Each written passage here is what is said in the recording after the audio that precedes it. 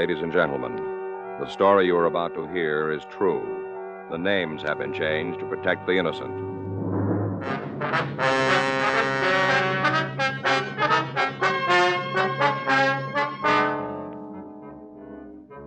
You're a detective sergeant. You're assigned to homicide detail. A night watchman has been stabbed to death in a downtown appliance store. There's no apparent motive for the killing. No lead to the suspect. Your job, find him.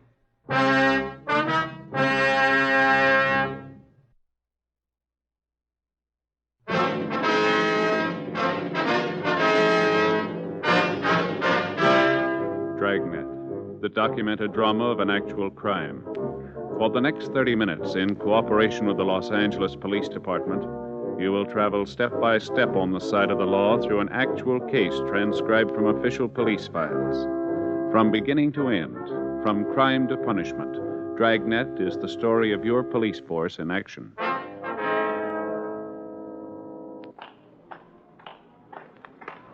It was Monday, August 8th. It was warm in Los Angeles. We were working the day watch out of homicide detail. My partner's Frank Smith. The boss is Captain Lorman. My name's Friday. We were on the way out from the office, and it was 8:26 a.m. when we got to the corner of 7th and Ducommun Streets. Bentley Appliance Company. Sure a big place, huh? Yeah. There's somebody coming. Mm-hmm. Yeah, what do you want? Police officers. Oh, yeah, just a minute. Come on in. Thank you. Thanks a lot. I guess it'd be a good idea if I locked the door again, huh?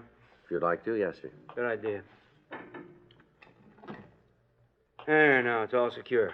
My name's Ralph Bentley. I'm the one who put in the call. This is Frank Smith. My name's Friday. How you do? How you do, sir? Where's the body? Oh, back here in the stockroom. Who found him, Mr. Bentley? Our building superintendent, Curtis Holman. Is he here now? Yeah, he's upstairs. All right. I suppose you'll want to talk to him. Yes, we will. Oh, I'll get it. Go ahead. Oh, thanks. Oh, over here. It's behind these packing cases. Uh-huh. Well, you can see there he was stabbed. Yeah. Oh, sure a mess, isn't it? Yeah. What's his name? Mr. Bentley? Hmm? The victim's name? Oh, Clyde Maddock. M-A-T-I-C-K? I-K, no C. Mm-hmm. What time was the body discovered? It must have been about 7:30. That's when Holman comes to work. Did he find her right away? I don't know. I haven't been able to get him to say much. When I came in, he was just standing here looking at the body. He was kind of numb, you know. Mm-hmm. What time did you get here? Must have been about 7:45. That's when I called you, wasn't it? Yes, sir, about that time. Yeah, that's when it was, and 7:45. How long has this Maddock worked for you? Oh, 3 years. Almost 4. Has anything in here been disturbed? Not that I know of. I don't think Holman touched anything. I couldn't talk to him very much, but I'm pretty sure he knows enough to leave things alone. Well, I sure can't understand it. What's that? Well, take a look around. It doesn't look like there's a fight. Does it look like it to you? No. Well, that's it. What do you mean? Well, it stands to reason it was somebody he knew, some stranger. There'd be signs. He wouldn't just let somebody come up and stab him in the back, now, would he? Doesn't seem likely, does it? Well, in the 3 years he's been with us, I've never heard anyone say an unkind thing about Maddock. Not one. Man didn't have an enemy in the world. Well, that doesn't mean much. Hmm? One of his friends didn't like him then.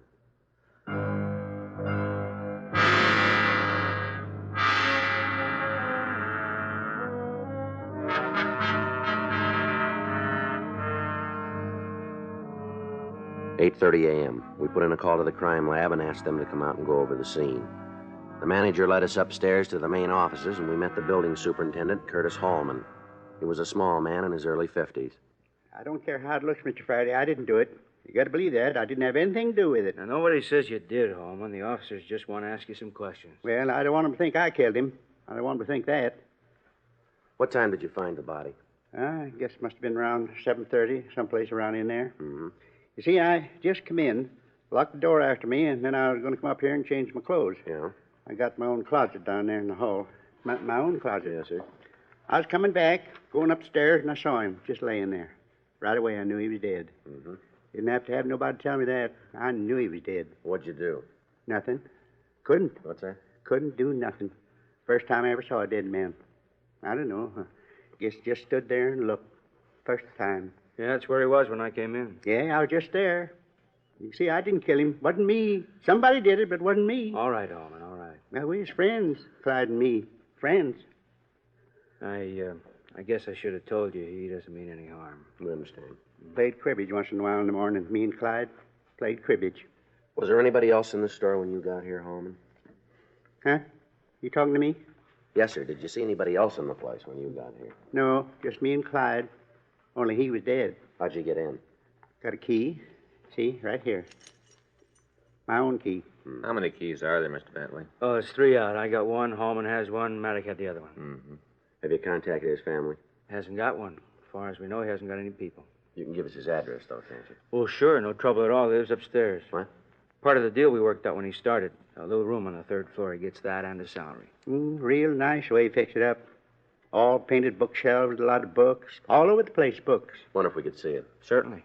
You like it. Real nice room. Nicer than mine. Wish I had it. We can go down this way. Want me to go up with you? Yes, sir, if you'd like to. Sure. I like Clyde's room. Be faster if we take the stairs. All right. Here we are. All right, go ahead. Thank you. I guess Clyde had about every book printed. Great one for reading. That so? Oh, yeah. All time had his face in the book. All time reading. Uh-huh. Smart. Knew all kinds of things. Just asked Clyde a question and he knew the answer. I was all time telling him he should go on the quiz shows. He'd won them all. Knew the names of all the presidents, when they was elected, all about them. Is that right? It's right down this way. All right. I used to sit there and look through the books. Didn't make much sense to me, but Clyde sure liked them. All right, Holman. I'm sure the officers know what you mean. I'm just trying to tell them, that's all. Tell them about Clyde. Sure. Oh, this is it. Oh, it's locked. You have a key? No, I don't. I got one. Got it on the ring. You want me to open the door? If you would, yeah. Sure thing. Glad to help you. Yeah, find the right one now. Here, you drop this. Why do you have a key to the room? Clyde gave it to me. Said it was all right for me to have it in case I wanted to clean up. He let me do that, clean up. All right. Well, do you have the key? Yeah. Here it is. There you are. Hey. Sure looks like there was a party in here. Yeah. Certainly didn't have any idea things like this went on. Oh, just look at this room. Beer bottles all over the place, glasses. Empty bottle. This place is filthy. I was going to clean it up, Mr. Bentley. Honest, I was. Right after I finished with the rest of the building, I was going to clean it up. 14 beer bottles, all of them empty. Boy, I don't see how a man could drink that much beer. Looks like he had some help, though. Huh? What do you got? Take a look at these glasses. Yeah. Lipstick Don't smear. touch them. I'm sorry. Boy, that really does it. That's the capper. Sir? Oh, when he took the job, I made it perfectly clear. No mistake about it, none at all. What do you mean? Beer drinking, I don't mind. He's got that right. But I told him there wasn't supposed to be any women up here. Yeah. He knew it. Doesn't look good. Place of business just doesn't look good. Yeah. I told him if he broke the rule once, just once, he'd be sorry about it. That's what I told him. He's got no quarrel about it now. Huh? He's sorry.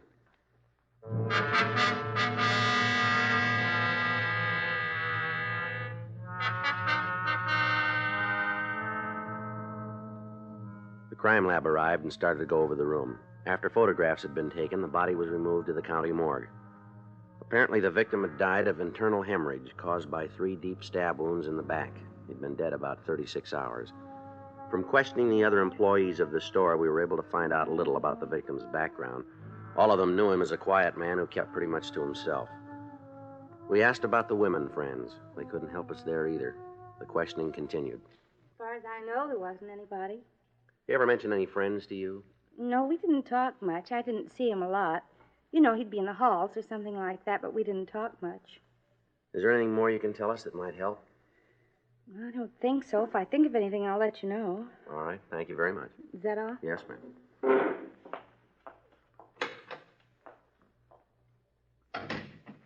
Well, sure getting us nowhere, huh? Yeah. Let's have the next one, huh? All right. You come in now, Miss Lask? Yes, It's Cora Lask, is that right? that's right. My name's Smith. This is Sergeant Friday.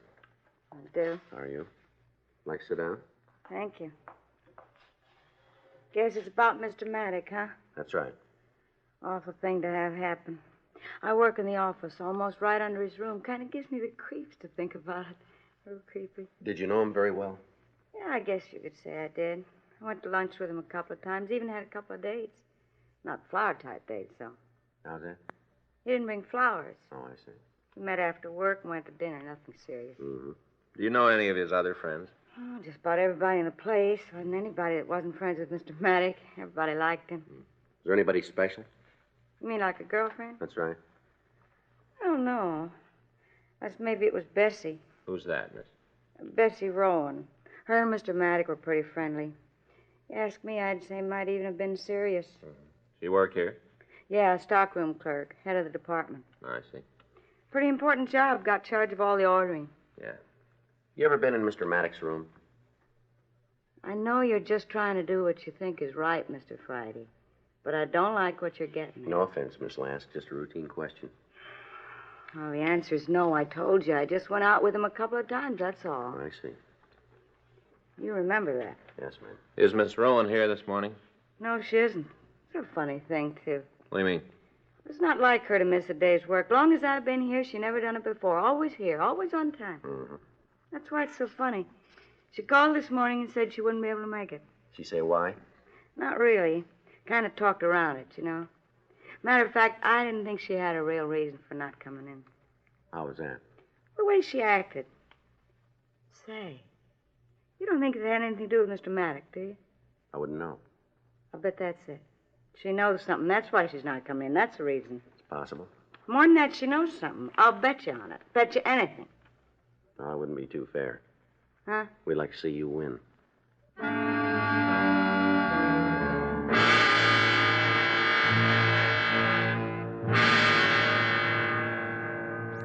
We checked all of the employees of the store through R&I.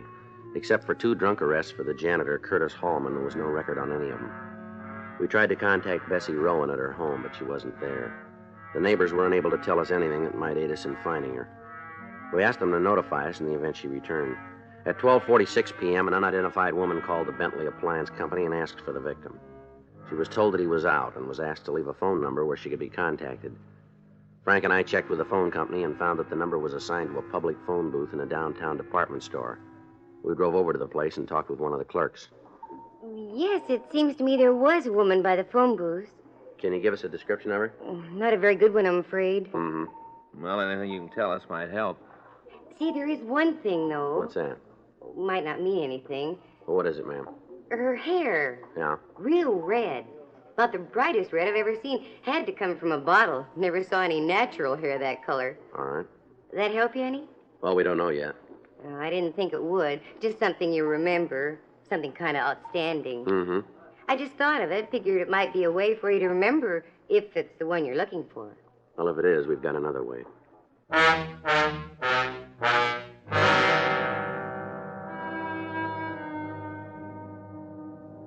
4:35 p.m. Frank and I went back to the city hall and checked into the office. There was a note in the book for us to get in touch with Sergeant J. Allen at the crime lab. He just finished his preliminary examination of physical evidence and wanted to go over his findings with us. Back here, Joe. Frank. Yeah. Okay. Well, how'd you do? Not bad. Here, take a look. Yeah? These are the beer bottles we found in the room, 14 of them. They're clean. Able to lift 3 good prints from one of the glasses, though. Enough for identification? If you come up with a finger. Not enough for classification, though. No. Anything else? Oh, I went over the room with a vacuum cleaner. Found this in the couch. Earring. Yeah. Imitation stone, Mounting's gold filled. Nothing else on it. Mm-hmm. Any way of checking where it was bought, Jay? It'll be pretty hard. Costume jewelry, a lot of places make it. Even more than that cellar. Yeah. Found this handkerchief on the floor under the couch. No monogram. Any laundry marks? No. Went over it with ultraviolet. There's nothing there. Is that it? Well, lipstick marks on the glasses. We lifted them. Might be able to use them in identification. Yeah. You come up with a motive yet? No. No, as near as we can tell, there wasn't anything stolen from the store. The victim had $36 in cash on him. Expensive watch, ring. None of it was touched. You got any more for us, Jay? Well, couldn't find the murder weapon. Wasn't in the room. We checked the rest of the place. Couldn't turn it. Any idea what it might have been, Jay? A sharp instrument, probably a pocket knife, 3-inch blade. Oh, one more thing. Not sure about it, though. Yeah. Here, I'll get him. Take a look. What do you got there? Hair. Found them on the victim's jacket. No way of telling how long they'd been there. A human? Yeah. Whoever they belong to shouldn't be too hard to spot. What do you mean? Bright red.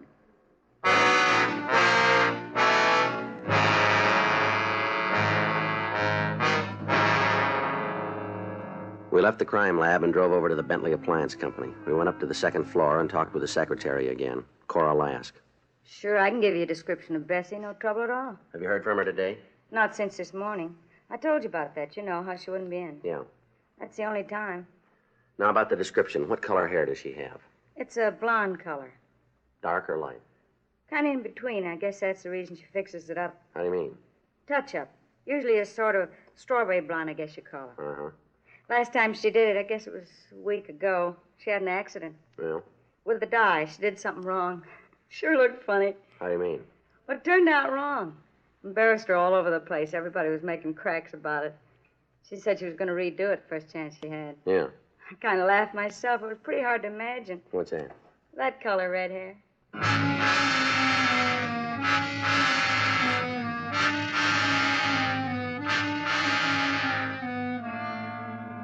We returned to the office and filled out the reports. At 6:18 p.m., we got a call from one of the suspect's neighbors telling us that she'd returned home. We drove out to talk to her.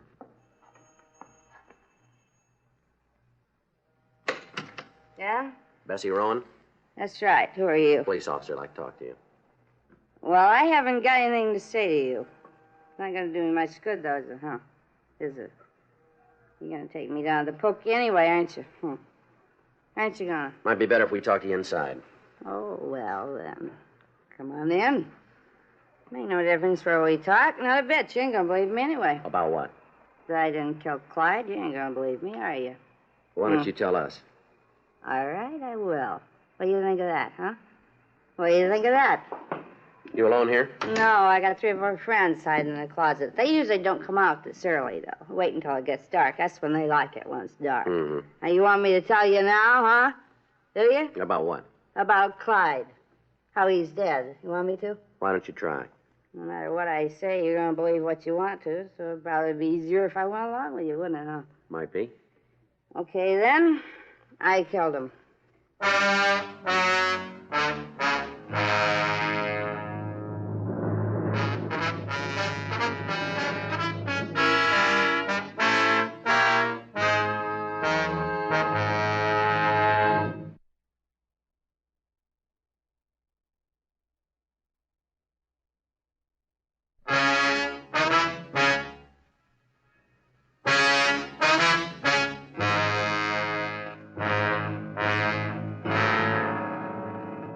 6:23 p.m. We continued to talk to Bessie Rowan. Frank went out to the kitchen and made a pot of coffee. After we'd gotten several cups down, Miss Rowan, she sobered up and was able to answer our questions. I didn't mean it. I wasn't feeling very good. I guess that's why I said it. Did you see him Saturday night? Yeah. Where? After work. Met him. We went to the place on the corner, had a couple of drinks, and then I came home. Ever been in his room? What you mean, at the company? Yeah. Guess it wouldn't do any good to lie about it. Yeah, I've been there. When? I don't know. I guess the last time was a week ago. Somewhere in there, had a couple of drinks. Mm-hmm. How'd you and Maddox get along? All right. We didn't set the world on fire. How'd you know he was dead? Heard it. Where? I'd rather not say. Like somebody in trouble. You got a good-sized piece of that right now. Why don't you tell us? Friend of mine. I called this morning. That's how you found out? Yeah. I guess his friend wasn't supposed to say anything. As soon as she did, she told me not to say anything. What time did you see Maddox last? I guess it was about 7:30. Right after we came out of the bar, he walked me back to the parking lot, and I came home. Anybody vouch for that? No. You can prove it then, though.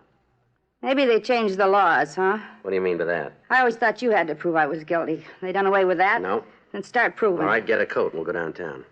You gonna book me? We'll see. Gotta make a charge, don't you? If you want it that way. Never mind. I'll get a jacket. Where is it? Bedroom closet. You want to show me? You don't trust anybody, do you? Let's get the coat, lady. That's the one. Okay. Here you are. The gentleman would hold it. Yeah. All set? Yeah, I guess so. You turn off the coffee? Yeah, I think so.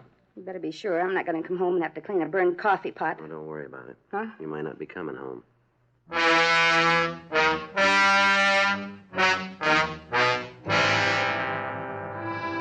The woman was taken downtown to the city hall.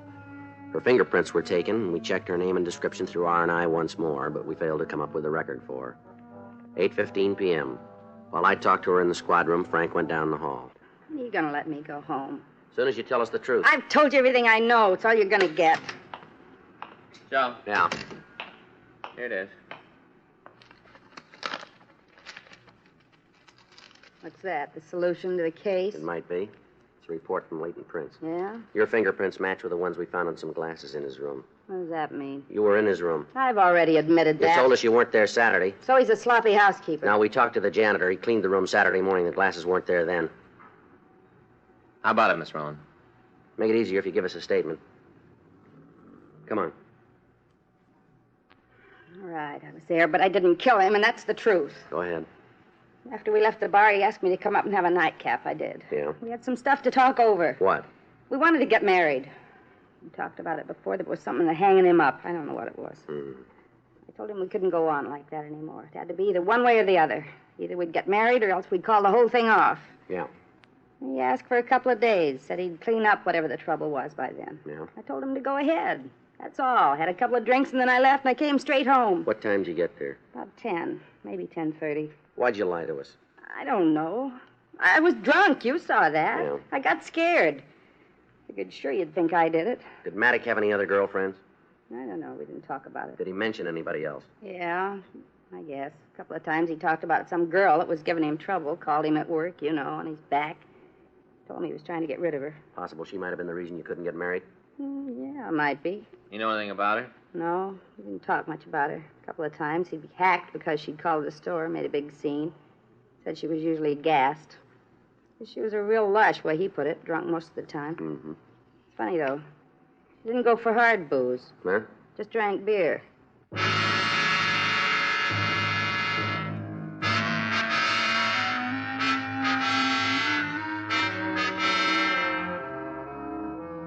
On the chance that the empty beer bottles we'd found in the victim's room had been bought in the neighborhood, we began an immediate canvass of the liquor stores in the area.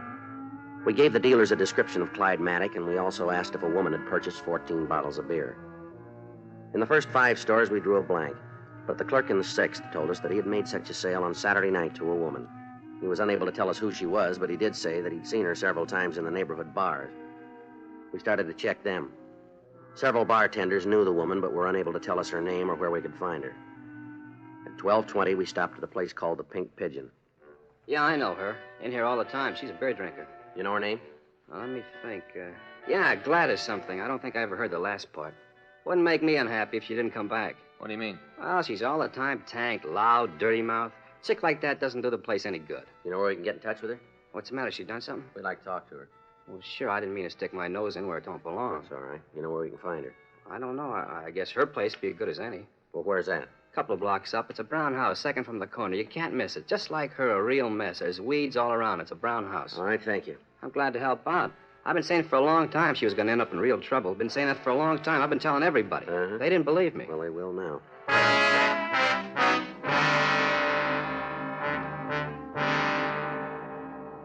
We left the bar and drove over to the house the bartender had described. There was a light on in the front room when we got there. The name on the mailbox read, Mrs. Clyde Maddox. Yes, You Miss Maddox? that's right. Who are you? Police officer. Come on in. I've been expecting you. Wait a minute, I'll get a coat. That's all right, I'll get it. You kind of surprised me. How's that? I kind of figured you'd find me before this. Didn't think it'd take this long. Did you kill him? Yeah.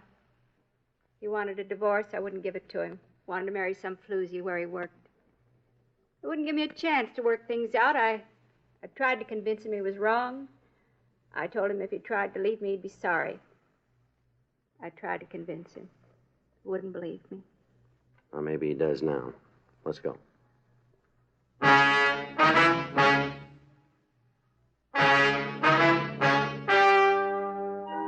The story you've just heard is true. The names were changed to protect the innocent. On December 16th, trial was held in Department 97, Superior Court of the State of California, in and for the County of Los Angeles. In a moment, the results of that trial.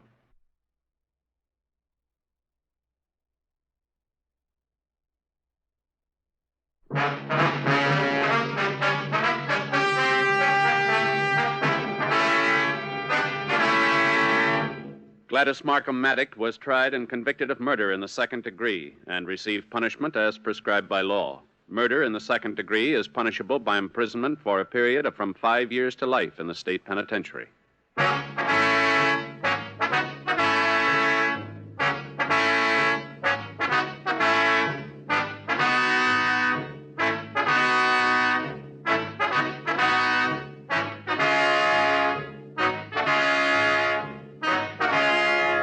You have just heard Dragnet, a series of authentic cases from official files. Technical advice comes from the Office of Chief of Police W.H. Parker, Los Angeles Police Department.